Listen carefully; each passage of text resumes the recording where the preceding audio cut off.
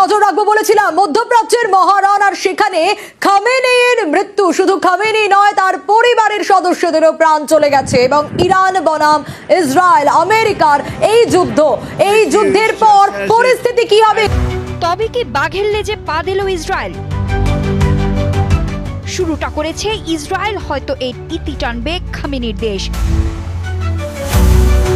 সেই লক্ষ্যে ইসরায়েলে হামলার পাল্টা জবাব দেওয়া শুরু করেছে ইরান। শহীদ আয়াতুল্লাহ খামেনির বদলা নিতে গোটা ইরানসহ আইআরজিসি এখন এমন খ্যাপা খেপেছে যে এর ভয়াবহ পরিণতি এখন পুরো বিশ্বকে চুকাতে হবে।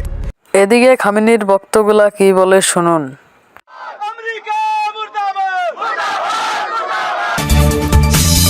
সবচেয়ে বিধ্বংসী অপারেশন শুরু করেছে ইরান। খামেনির জন্য জেগে উঠেছে আইআরজিসি।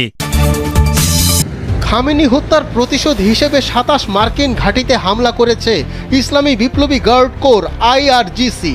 এটি তাদের ৬ষ্ঠ দফার হামলা। ইরানের রাষ্ট্রীয় সংবাদ মাধ্যমের বরাতে এ তথ্য জানা গেছে। ইরানের সর্বোচ্চ ধর্মীয় নেতা আয়াতুল্লাহ আলী খামেনিকে হত্যার চরম এবং ভয়াবহ প্রতিশোধ নিতে শুরু করেছে তেহরান।